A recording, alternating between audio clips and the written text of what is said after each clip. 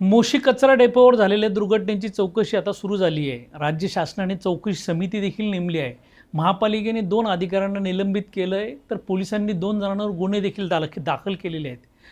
दोषी कोण, जबाबदार कोण, सुरक्षा नियम पाळले गेले आहेत की नाही यावर चर्चा आता होणे अपेक्षित असताना या सगळ्या गंभीर घटनांच्या पार्श्वभूमीवर अचानक आता आज एक नवीन मागणी पुढे आली आहे.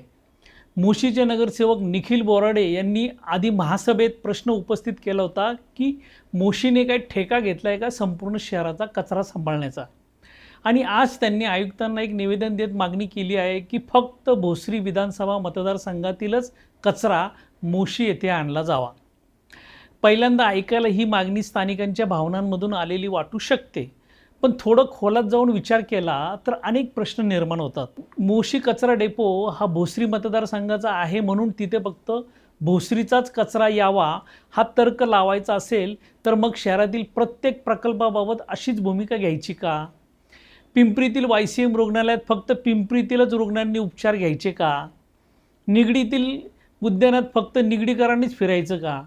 चिखलीतील जलशुद्धीकरण प्रकल्पाचं पाणी फक्त चिखलीलाच द्यायचं का? एकूणच शहर ही एक एकात्मिक व्यवस्था असते. कचरा हा एका भागाचा प्रश्न नसतो, तो संपूर्ण शहराचा प्रश्न असतो. आज मोशीवर भार पडतोय ही वस्तुस्थिती आहे. स्थानिक नागरिकांच्या तक्रारीही रास्त आहेत. दुर्गंधी, वाहतूक, प्रदूषण, अपघात यांचा सामना मोशीकरांनी वर्षानुवर्षे सोसला देखील आहे. पण मग प्रश्न असा आहे की उपाय काय? शहराचा कचरा कमी करणे, प्रक्रिया क्षमता वाढवणे, नवीन प्रकल्प उभारणे, कचरा निर्मिती कमी करणं, नियमांची काटेकोर अंमलबजावणी करणं, की फक्त सीमा आखून सांगणे की हा कचरा आमचा तो तुमचा.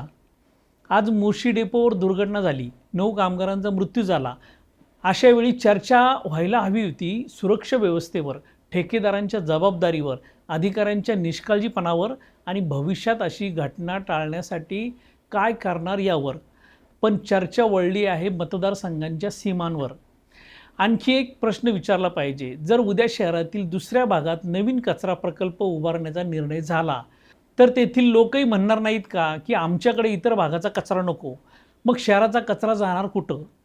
प्रत्येकजण कचरा निर्माण करणार, पण प्रक्रिया मात्र दुसऱ्याने करावी अशी भूमिका घेतली तर शहर चालणार कसं? स्थानिकांचा रोष समजून घेणं पण आवश्यक आहे, पण त्या रोषाचं रूपांतर दीर्घकालीन उपायांमध्ये व्हायला नको का? केवळ भावनिक घोषणांमध्ये नाही. कारण कचऱ्याचा प्रश्न हा मोशीचा नाही, भोसरीचा नाही, चिखलीचा नाही, तो संपूर्ण पिंपरी चिंचवडचा प्रश्न आहे. आणि म्हणूनच आज सर्वात महत्त्वाचा प्रश्न असा आहे की मोशीवर अन्याय झाला आहे का, तर त्याची चौकशी देखील व्हायलाच हवी. कारण 1991 पासून मोशीतील जनता आपल्या भागात असलेल्या कचरा डेपोमुळे अस्वस्थ आहे. या अस्वस्थतेला वाचा ही फुटलीच नसती जर ही दुर्घटना घडलीच नसती तर. वर्षानुवर्षे साचत गेलेल्या कचऱ्याचं बायोमायनिंगच झालं नाही, त्यामुळे ओला, सुका आणि घातक कचऱ्याची भेळ झाली आणि पर्यायाने दुर्गंधी निर्माण झाली. शहरात आता क्षेत्रीय कार्यालय स्तरावर किंवा प्रभाग स्तरावर कचऱ्याचं वर्गीकरण करणं आणि लगेच बायोमायनिंग करणं या प्रक्रियेला प्रशासनाने आता फार गंभीरपणे घेतलं असल्याचं दिसून येतं आहे. 9 निष्पापांचा बळी जाऊन त्यांचा दुर्दैवी अंत झाला. यामुळे 35 वर्षानंतर कचऱ्यावर विचार करायची तरी वेळ पालिकेवर आली ही मोठी बाब म्हणावी लागेल. मात्र एका संकटापासून धडा घेऊन नवीन मार्ग शोधत असतानाच आमच्या भोसरीच्याच कचऱ्याला मोशीत प्रवेश, इतरांना नाही असे म्हणून व विरोध करून प्रश्न सुटत नाही, तर प्रश्नाचा गुंता अजून वाढतोय. झालेली घटना दुर्दैवी, पण शहराच्या समस्येवर शहरव्यापी उपाय शोधायचे की मतदारसंघाच्या सीमा काढून जबाबदारी झटकायची? एक मात्र निश्चित झालं की मोशीच्या जनतेने हुक लावून शहरातील अन्य भागातील कचऱ्याला आता नो एंट्रीचा बोर्ड दाखवला आहे. त्यामुळे मोशीवर किती ताण द्यायचा याचाही आता पालिका प्रशासनाला विचार करावा लागणार आहे. निर्णय आता प्रशासनाने आणि लोकप्रतिनिधींनी घ्यायचा आहे.